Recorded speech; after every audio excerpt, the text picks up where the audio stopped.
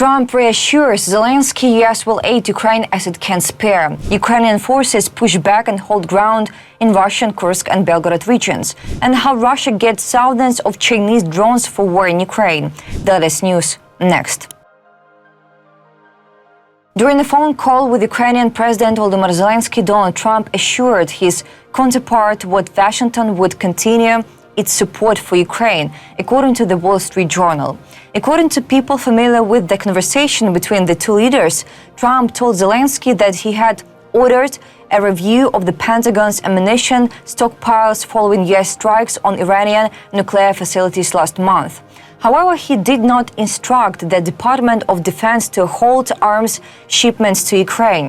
As the Wall Street Journal reminds, the call took place after the American leader expressed frustration and disappointment over the lack of progress toward a peace deal between Ukraine and Russia during a phone conversation with Russian dictator Vladimir Putin on Thursday, July 3rd. Trump assured Zelenskyy that the U.S. will send as much military aid as it can spare, the people said. But the shipment remains on hold, according to a Pentagon spokesman. Promises don't intercept missiles, reassurances don't stop artillery. What Ukraine needs is not as much as we can spare. What Ukraine needs is everything that can be sent now. If the United States recognizes this war as a challenge to the global order, then support cannot be treated as discretionary, because every pause in deliveries isn't just a logistical delay. It's an opening for the Kremlin to regroup, kill, and pressure.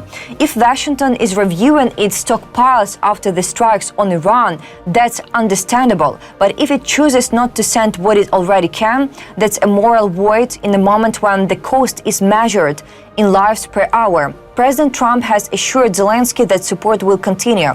Fine, but Ukrainian cities are not defended by words. They are defended by air defense systems, long-range missiles, and sustained resupply. And if there is political will, it doesn't show up in transcripts. It shows up in cargo bays in flight over the Atlantic. Military aid cannot wait, because death doesn't.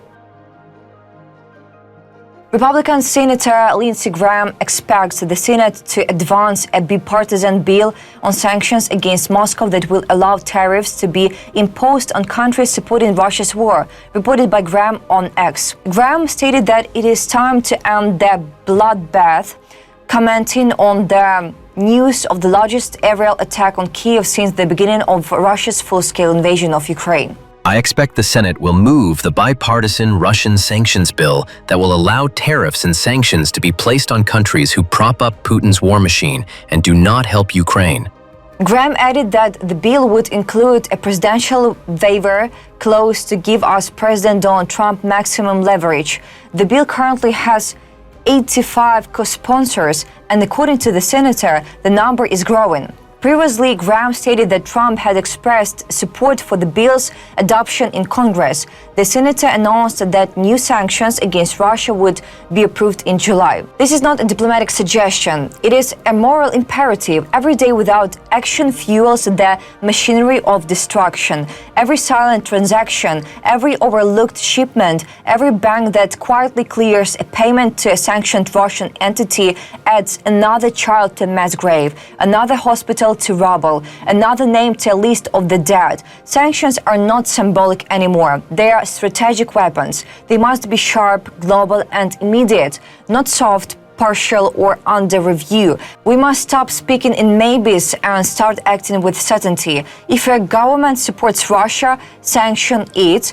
If a bank enables Russia, cut it off. If a company trades with Russia, blacklist it. And if any state dares to undermine sanctions, make the cost unbearable. The world doesn't need another strongly worded statement. It needs consequences. Now, sanction everything that sustains Putin's war. Strip the Kremlin of every bolt, bite and barrel, and make neutrality expensive, because peace will not come from appeals. It will come from pressure, relentless, united, and uncompromising pressure starting today. At a meeting of the staff of the Supreme Commander-in-Chief, Alexander Syrsky, Commander-in-Chief of the Armed Forces of Ukraine, has emphasized the restoration of positions and regaining the territories in Russia's Kursk and Belgorod regions in order to restrain the Russians on the border with Ukraine, reported by Syrsky on Facebook. I called attention to the actions of our units in active defense, preventing the enemy from advancing deep into our defenses on the Pokrovsk and Novopavlivka fronts and reaching the administrative borders of Dnipropetrovsk Oblast. I emphasized the restoration of positions and retention of territories in Russia's Kursk and Belgorod Oblasts. We continue to hold back a significant enemy group at the border. The enemy will not have peace there. The general reported on the situation at the front, primarily in the hottest areas, in particular on the Pokrovsk, Liman, Novopavlivka and North Slobozhanщina fronts. Russia has been actively cooperating with Chinese companies to bypass Western sanctions and ensure the production of drones used against Ukraine, Bloomberg reports. Documents reviewed by Bloomberg, including memos from the company Aeroheat, as well as correspondence with Russian government officials, confirmed this activity. About details, Aeroheat, a company based near the airport in Khabarovsk, has launched large-scale drone production with state support. This year alone, the company plans to produce up to 10,000 drones per month. Some of these UAVs, particularly FPV drones called VALs, are actively used to attack Ukrainian position in the Kherson region. According to the U.S. Department of the Treasury, VALs drones are being used by Russian forces to strike targets in Ukraine.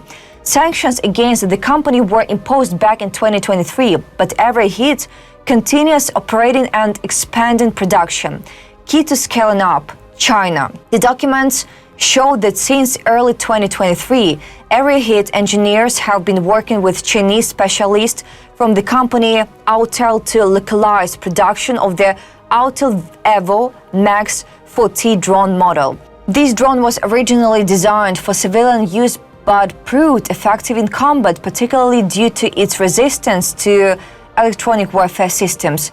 Contacts between Aeroheat and Autel were temporarily suspended due to sanctions but resumed at the end of 2024. Since May 2025, the two sides have been negotiating the full localization of the Chinese drones production in Russia. The documents also state that the cost of one unit will be 650,000 rubles, with an annual production target of 30,000 drones. Hiding supply chains. According to Bloomberg's investigation, Russia is using complex logistics routes and shell companies to deliver Chinese technology to the military.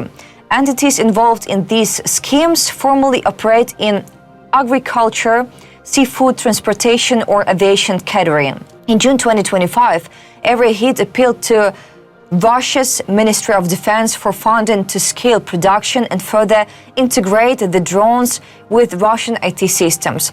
It remains unclear whether the Chinese government is aware of this project. Officials in Beijing insist they do not supply lethal weapons to either side and maintain export controls on dual-use goods. At the same time, Bloomberg notes that despite such restrictions, some Chinese companies refused contracts with Russia, only to be replaced by new suppliers. China's Ministry of Foreign Affairs did not respond to Bloomberg's request for a comment, and Autel Robotics denies any cooperation with Russian companies after 2022. Nevertheless, the UK has already imposed sanctions on Autel over suspicions of supplying technologies that undermine Ukrainians' sovereignty. That's all for today. Thanks for watching this video. Like and subscribe.